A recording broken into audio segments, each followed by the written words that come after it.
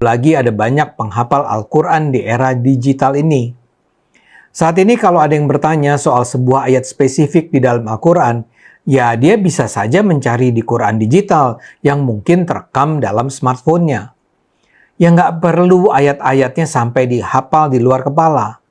Mereka yang belajar di perguruan tinggi Islam dan memperoleh gelar doktor, profesor, dan menjadi pengajar di sana, apa mereka hafal Al-Quran?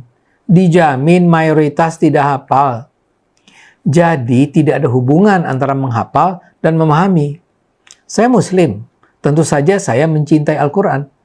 Tapi menurut saya, menghafal Al-Quran adalah sebuah tradisi yang barangkali memang penting di masa awal Islam, tapi tidak lagi sekarang. Terus terang, saya itu akan senang kalau ada orang yang bisa meyakinkan saya bahwa di masa ini umat Islam atau masyarakat dunia masih memerlukan penghafal Al-Quran. Kalau MUI bisa menjelaskan kepada publik kenapa Indonesia butuh penghafal Al-Quran, tentu itu penting. Tapi kalau tidak, saya rasa saya akan tetap bertahan dengan pandangan saya bahwa di masa digital ini kita tidak membutuhkan penghafal Al-Quran. Maaf kalau pendapat saya ini tidak berkenan di hati Anda. Ayo gunakan akal sehat, karena hanya kalau kita gunakan akal sehat, kita akan selamat. Apal tabarok. Sehingga adatnya orang-orang Jawa, selain apal Yasin itu apal tabarok. Nah saya itu lama sekali mempelajari bab ini. Ternyata di antara pokoknya itu satu, karena malaikat itu kena aturan fikih. Nggih imut nggih, malaikat itu juga kena aturan fikih. Jika orang hafal Quran itu haram disadui, kita haram menghinakan, maka malaikat juga kena aturan tidak boleh menghinakan orang yang hafal Quran. Dan alhamdulillah di banyak surahul hadis, hafal Quran itu maknanya tidak harus hafal semuanya. Orang boleh hanya hafal tabarok, boleh hanya hafal waqiah. Itu kalau kamu hafal betul, surat ini juga bisa berdiri sendiri mensyafaati Anda. Kayak ini surat tabarok. Beliau matur kepada Allah SWT, redaksinya gini, inna fulanan amida ilayya min baini kitabika fata'allamani wa ta'alani. Jadi dari sekian surat yang ada di Quran, orang ini selalu milih saya ya Allah. Jadi gampangannya surat tabarok, wong saya diprioritaskan orang ini, kok saya dingin-dingin saja ketika mau jenengan siksa, ini enggak fair. Apa gunanya saya sebagai kalamullah, sebagai kalamuka ya Allah, kemudian enggak ngefek kepada orang ini. Akhirnya walhasil sama Allah surat tabarok diberi hak syafaat. Makanya akhirnya semua ulama ijma yang bisa mensyafaati itu adalah satu Quran, dua Rasulullah SAW, ketiga orang-orang soleh dan seterusnya. Tapi yang penting dari ngaji ini adalah bahwa malaikat itu kena konstitusi. Makanya saya punya ijazah untuk jenengan, malaikat itu bisa diteror, sama tenang saja, malaikat itu bisa diteror, bisa dibully. Masyhur itu di cerita Nurul Dzulam, karangannya Senawawi itu.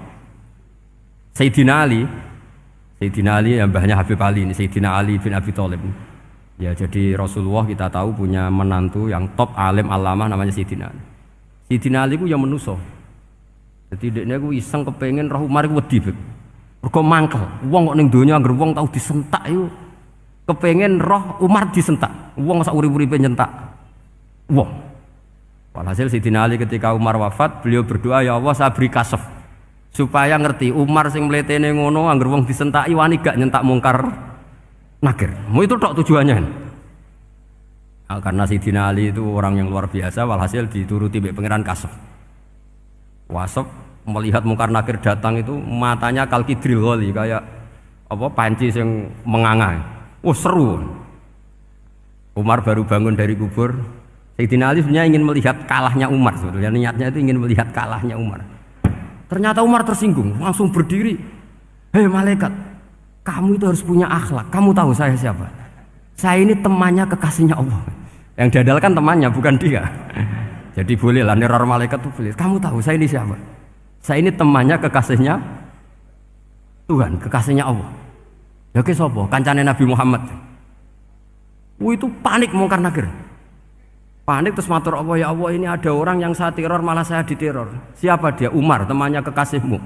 Kata Allah, yo kowe iku yo sing diakhlak sithik mosok mek kancane Nabi gitu. Semenjak itu terus sopan jawab mungkar nakir.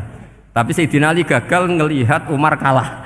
Padahal cita-citanya kepengin Umar terus kali-kali kalah. Jadi ada sekian cara untuk apa ya, kalau dibahasakan untuk meredam malaikat. Masyhur ada ulama alim alamah pekerjaannya mengajar tauhid. Ngajar tauhid lah, mungkin tauhid primbon sampai tauhid apa. Ketika meninggal sama malaikat masih ditanya marbuka, manabuka dan seterusnya. Imam Malik datang, "Hei malaikat, ini guru tauhid, saurip-uripe mulang tauhid, kowe ora tau mulang kok takok sing tukang mulang. Sing sopan." Ya sudah, enggak usah tanya. Jadi cerita seperti ini mungkin orang lain boleh nggak percaya, tapi itu mudawwan, dibukukan di beberapa kitab, dan saya percaya itu karena secara umum kaidahnya adalah ala inna auliya Allahi la khaufun alaihim wa lahum yahzan. Tetap lahumul busyra fil hayatid dunya fil akhirah. Artinya kalau wali itu ngalami ketakutan ketemu mungkar nakir, berarti dia tidak punya busyra fil akhirah. Padahal para wali ini dijamin punya busyra, mendapatkan gembira di dunia, juga mendapatkan gembira di akhirat. Artinya kalau para wali ngalami ditanya mungkar nakir terus takut, apa mana mbok bayangno kepuyah-puyah, wah itu lahumul busyra. Jadi ini, makanya zaman nanti kalau ditanya mungkar nakir, marbuka, saya guru tauhid. Ngajar di Qudsiyah kelas 6. Nah, harus jelas. Saya kalau ditanya juga gitu, saya guru Minhajul Abidin, ngajar di Habib Ali. Minhajul Thalibin, harus jelas. Kalau Pak Najib lebih gampang, ketua menoro. Lebih gampang lagi. Enggak apa-apa. Kalau karena malaikat itu ternyata mukallaf. Mukallaf itu kena aturan hukum. Enggak boleh dia selonang-selonong. Kena aturan hukum. Makanya fa inna Allah ta'ala la yu'adzibu qalban wa al-Qur'an. Allah tidak akan menyiksa hati yang ada di Quran. Kalau orang hafal Quran sampai mati, artinya dia membawa Quran. Dan artinya apa? Malaikat kena aturan tidak boleh melecehkan orang yang membawa Al-Quran. Sehingga surat Tabarak gak terima, ini orang ini hafal saya, kalau kamu mukulin dia kena saya. Tapi ini orang fasik, tapi saya di situ, kalau mukuli dia kena saya. Akhirnya kompromi, terus konsultasi bi Allah. Akhirnya dibenarkan surat Tabarak. Ya, terus ini sudah clear ya, lolos ya, mungkar nakir lolos, baru kayak surat apa? Tabarak. Mungkin-mungkin buatan dites malih, nak dites malih ndredeg keliru ribet. Tapi saya percaya itu, ya. Saya tidak bisa membayangkan ya, ketika Quran disifati Rasulullah SAW bahwa Quran itu syafa', memberi syafaat, kemudian itu tidak ngefek. Saya itu keberatan sekali. Begitu juga apalagi ya, misalnya Rasulullah disifati aqrabin nas, ahabbin nas ilallah, kemudian tidak ngefek bisa memberi syafaat, itu tidak fair. Pasti orang-orang dekatnya Allah ini bisa memberi apa? Syafaat. Karena status kedekatannya Rasulullah SAW diantaranya adalah hak memberi apa?